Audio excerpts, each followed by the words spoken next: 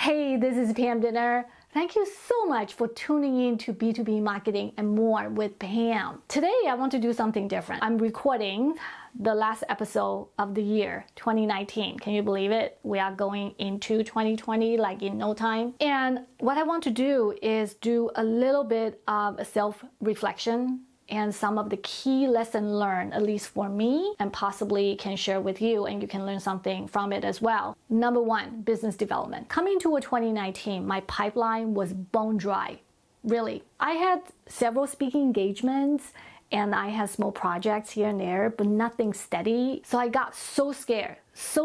I was actually thinking about going back to the corporate world. And at that time, I feel like I was hitting a wall. Also didn't know what the next steps were. And then a friend of mine said, hey, you know what, Pam, in the past 4 years, have you done biz dev?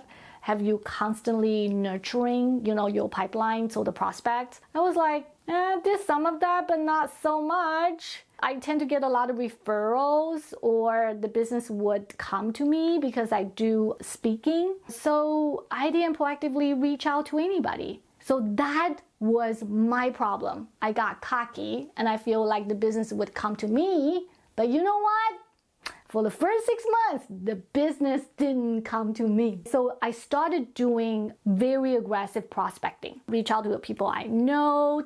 I reach out to people I didn't know. So I actually wrote blog posts, lesson learned from cold prospecting using LinkedIn Sales Navigator. And I actually used that tool and used the LinkedIn to actually reach out to many people that I know and I didn't know, and try to build a pipeline of my own. And I think this is kind of important if you are actually supporting the salespeople.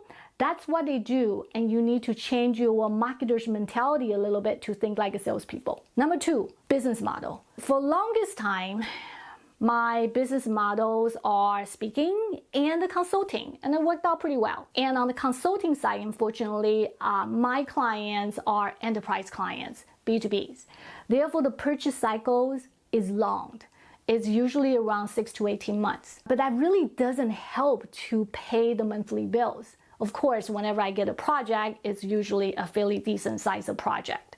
So I need to manage my cash flow kind of based on the big project I'm going to get. So I started thinking, hey, what else can I do to leverage my existing skill set? I'm very, very good at coaching. I'm very good at teaching. I also made a very successful transition from the traditional side to the digital side. So I actually know the challenges of how to make that transition.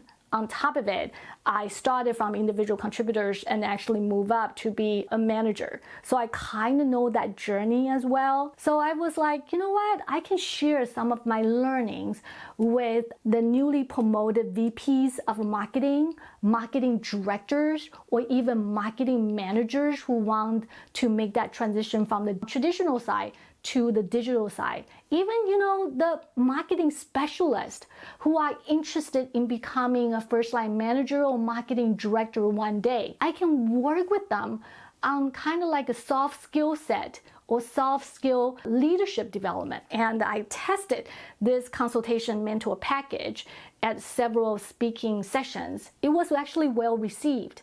A lot of people who reach out to me, they kind of want to know in terms of how to carry a conversation with upper management, how to write a succinct marketing plan, or some of them just want to learn a digital marketing landscape or a specific marketing discipline. Now that becomes one offering in addition to consulting and speaking. What I have found that business model change also have an impact in terms of my content planning and the editorial planning. Now when I create content, especially for the YouTube content, I started thinking a little bit differently in terms of, okay, what are some of the key skill set or some of the templates I can share with you so you can use immediately, or that can help you to actually think strategically. That business model also guide in terms of my content creation. Number three, it's really about work and life balance.